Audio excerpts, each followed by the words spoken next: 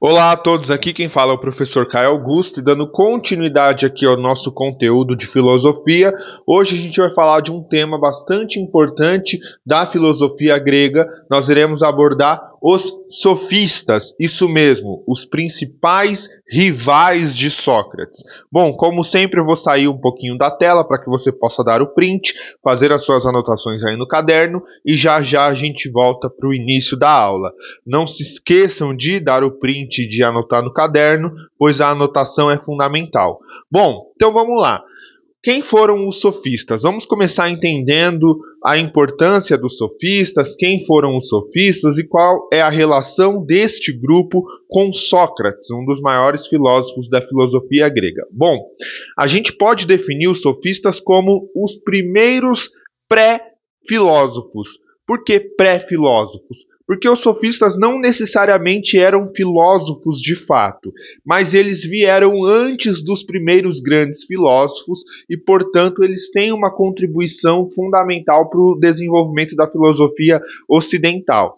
Mas quem de fato eram os sofistas? Bom, os sofistas eles eram um grupo de professores itinerantes, ou seja, eram professores que iam de cidade em cidade ensinando a sua filosofia. Eles cobravam para ensinar essa filosofia, obviamente, o que gerava uma série de críticas do próprio Sócrates quando encontrava esses sofistas, mas eles eram então professores itinerantes, eles eram contratados por particulares, por pessoas que queriam aprender filosofia, e eles viajavam de cidade em cidade e iam ensinando nas casas, nas reuniões, enfim, nos palácios, sendo, é claro, pagos por isso, certo?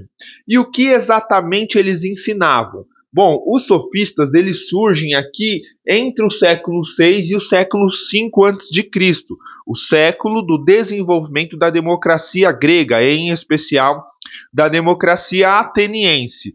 E a democracia, vocês sabem, é aquele sistema de governo na qual há a participação da população, ou pelo menos daqueles que são considerados cidadãos. Sabemos que na Grécia Antiga nem todo mundo era considerado cidadão, mulheres, escravos, estrangeiros eram considerados não cidadãos, mas para participar da democracia, você tem que ter certas habilidades. Você tem que saber falar, você tem que saber expressar, você tem que saber argumentar. E o que os sofistas ensinavam era exatamente isso. O papel dos sofistas era o ensino da retórica e da oratória, ou seja, da habilidade de falar em público e da habilidade de convencer o meu interlocutor com bons argumentos para poder participar da democracia grega. Então, quem contratavam os sofistas? Pessoas que, normalmente pessoas de dinheiro, pessoas que eram cidadãos gregos, que poderiam participar da democracia e que queriam fazer parte da democracia e para isso precisavam se preparar.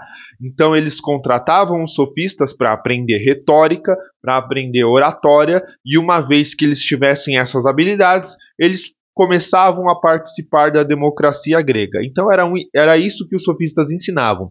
Eram professores itinerantes de retórica e oratória que iam de cidade em cidade sendo contratados por particulares, certo?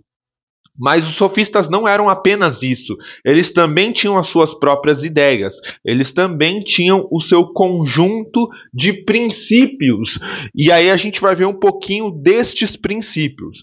Vale dizer que os sofistas eles eram extremamente criticados por Sócrates, por Platão, depois por Aristóteles, porque se dizia que os sofistas eram excelentes em retórica, que eles falavam muito bem, que eles explicavam muito bem, mas que a sua filosofia era rasa, ela era vã, ela não tinha substância. Então essa era uma das críticas feitas por Sócrates aos sofistas. Mas não só essa, o Sócrates também criticava os princípios dos sofistas. Então vamos entender alguns desses princípios. O primeiro princípio do sofismo é o princípio do relativismo, ou seja, a ideia de que não existem verdades absolutas. Na verdade, o relativismo do sofista dizia que não existia nenhum tipo de verdade, que todas as verdades são relativas. varia de pessoa para pessoa. O que é verdade para você pode não ser verdade para mim. O que é verdade para o meu tio pode não ser verdade para minha tia. Ou seja, os sofistas ensinavam de que a verdade era um conceito relativo. E Sócrates era extremamente contrário a isso. Sócrates dizia, de fato, existem algumas ideias, alguns princípios, algumas, entre aspas, verdades que são relativas, mas também existem verdades que são absolutas, ou verdades que são sólidas. Por exemplo, se eu olho para o céu azul, e eu vejo que o céu é azul, aquilo é uma verdade sólida. Todos enxergam o céu azul. Talvez uma pessoa ou outra com algum problema de visão, miopia, ou alguma pessoa que seja, enfim, que não consiga enxergar as cores como nós enxergamos, talvez não vai encontrar o céu azul.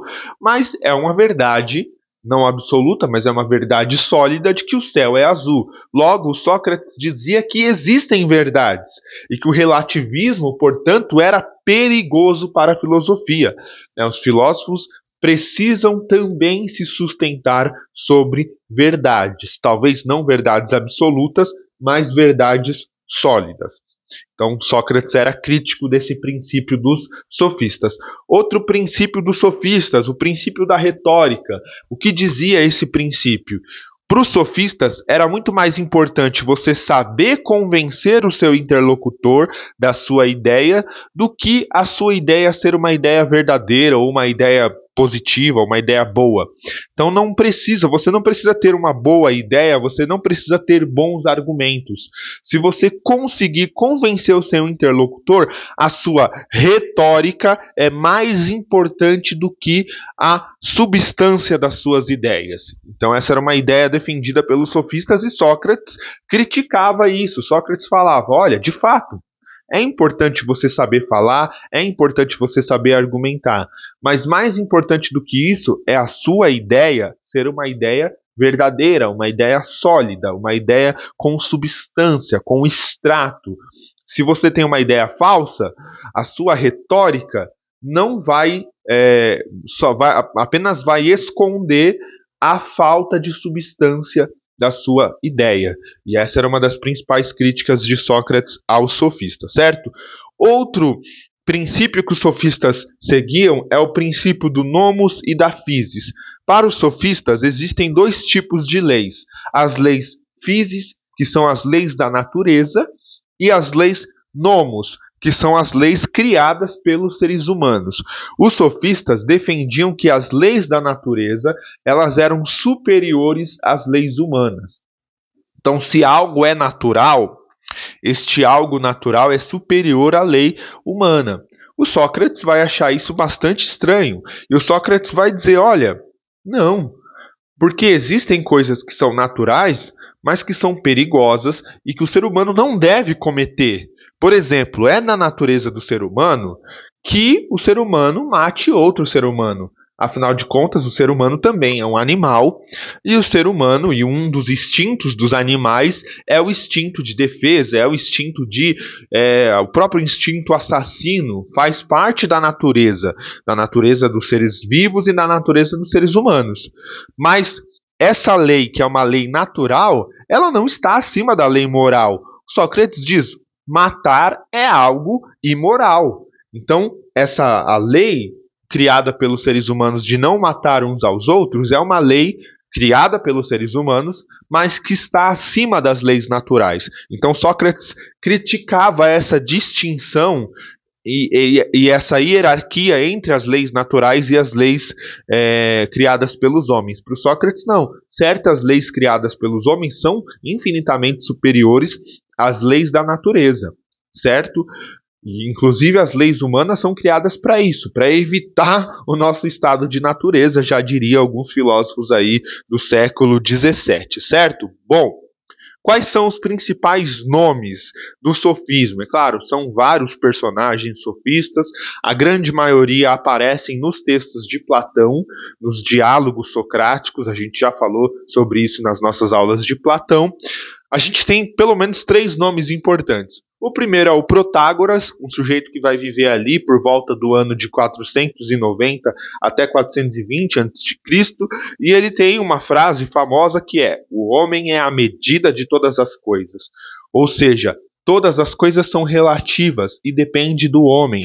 Ele é o principal relativista, o principal defensor do relativismo é o Protágoras. Outro personagem fundamental que aparece também nos textos de Platão é Górgias, um sujeito que viveu ali por volta do ano de 485 até 380 a.C.